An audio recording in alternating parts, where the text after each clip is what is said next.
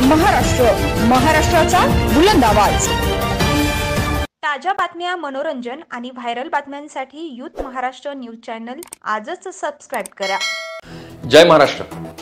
तर पनवेलकर मंडळी, आपलं पनवेल हे किती ऐतिहासिक आहे, किती जुनं शहर आहे हे जसं तुम्हाला माहिती आहे, त्याचप्रमाणे ब्रिटिश इंडियामधली स्थापन झालेली पनवेल नगर परिषद ही भारतातली पहिली नगर परिषद हा देखील त्याचा एक इतिहास आहे। पण ह्याच बरोबरीनं पनवेलला अनेक इतिहास जोडले गेलेत, अनेक कथा जोडल्या गेल्यात, अनेक गौरवशाली परंपरा जोडल्या गेल्यात। पण त्याच्यापैकी एक अतिशय महत्त्वाची, कदाचित तुम्हाला आजपर्यंत माहिती देखील नसलेली आणखी एक गोष्ट आपल्या पनवेलशी आणि विशेष करून पनवेल या नावाशी जोडली गेलेली आहे। 1971 सालच्या भारत पाकिस्तान युद्धाचा आणि पनवेलचा काही संबंध आहे असं तुम्हाला सांगितलं तर कदाचित विश्वास बसणार नाही, आश्चर्य वाटेल। तर ही अतिशय महत्त्वाची माहिती मी आज तुम्हाला सगळ्यांना सांगतोय। 1971च्या भारत पाकिस्तान युद्धात जेव्हा भारतीय सेनेने प्रचंड शौर्य गाजवलं आणि ईस्ट पाकिस्तान तोडून बांगलादेशची स्वतंत्र निर्मिती केली, त्या युद्धामध्ये सगळ्यात जास्त शौर्य गाजवलेल्या आपल्या भारतीय नौसेनेतली एक युद्धनौका होती। त्या युद्धनौकेचं नाव तुम्हाला माहिती आहे? INS पनवेल। येस, अगदी बरोबर। त्या काळी अशी प्रथा होती की भारतात छत्रपतींच्या आरमाराची ठिकाणं, जुनी बंदरं, ऐतिहासिक शहरं यांच्यापैकी काही नावं या युद्धनौकांना दिली जात होती। भारतीय नौसेनेने एक अशीच युद्धनौका तयार केली आणि त्याला नाव दिलं होतं INS पनवेल। जेव्हा हे नाव दिलं गेलं तोच खरं तर आपल्या पनवेलकरांचा एक गौरवाचा क्षण होता। पण हे नाव दिलं गेलं एवढ्यावरच थांबलं का? तर बिलकुल नाही। या INS पनवेलनी सगळ्यात जास्त शौर्य गाजवलं आणि किती शौर्य गाजवलं तर ईस्ट पाकिस्तान म्हणजे तत्कालीन बांगलादेशमध्ये घुसून नदीमध्ये जाऊन नेव्हिगेशनच्या माध्यमातून जेव्हा जास्त तकनीक जेव्हा उपलब्धच नव्हती त्यावेळेला पाकिस्तानला जेरीस आणलं। अवघ्या काही लोकांच्या फोर्सनी या INS पनवेलनी इतकं प्रचंड शौर्य गाजवलं की या एकाच INS पनवेलवरच्या लोकांना 3 महावीर चक्र, 7 वीर चक्र आणि इतर नौसेनेतली मोठी मोठी शौर्य पदकं मिळालेली आहेत। आणि या INS पनवेलचं नाव इतिहासात अशा पद्धतीने कायमस्वरूपी गोंदलं गेलं आणि आपल्या पनवेलकरांना ही गोष्ट माहिती देखील नाही। या पद्धतीनं ज्या वेळेला ही गोष्ट मला कळली म्हणजे आमच्या श्री ज्येष्ठराज गणपतीच्या वर्धापन दिनाच्या कार्यक्रमात एक मोठे नौसेना अधिकारी बोलवले।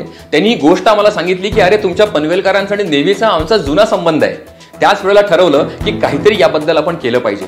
ह्यासाठी आपल्या आर्मीतले रिटायर्ड कर्नल अनुराग अवस्थी, त्यांच्याबरोबर डिफेन्स एक्सपर्ट संदीप उन्नीथन आणि आपल्या पनवेलचेच नागरिक असलेले आपल्या नौदलाचे एक अधिकारी श्री गोडबोले, अमृत गोडबोले, या तिघांबरोबर काल पनवेलच्या आयुक्तांबरोबर आमची एक बैठक झाली।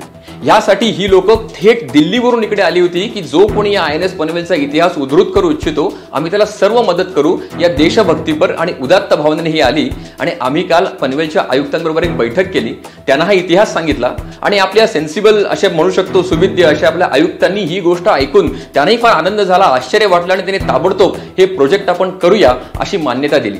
आपल्या पनवेलमध्ये या ज्या INS पनवेलची एक सुंदर प्रतिकृती आणि एक आपण त्याला म्हणू एक मॉडेल आणि त्याच्या बरोबरीने त्याचा इतिहास सांगणारी एक छोटीशी गॅलरी तयार करायची असं आमचं प्राथमिक बैठकीमध्ये काल ठरलं। आणि संपूर्ण पनवेलकरांना अभिमान वाटेल असं INS पनवेलची एक प्रतिकृती, एक स्मारक तयार करू यासाठी आम्ही आता कंबर कसलेली आहे। तर पनवेलकरांनो, मला तर अभिमान आहेच, तुम्हालाही अभिमान वाटावा अशी ही गोष्ट आहे जी आपण जास्तीत जास्त पनवेलकरांपर्यंत पोहोचवूया। आणि हे INS पनवेलचं स्मारक लवकरात लवकर कसं उभं राहील यासाठी आपण सर्वजण प्रयत्न करू।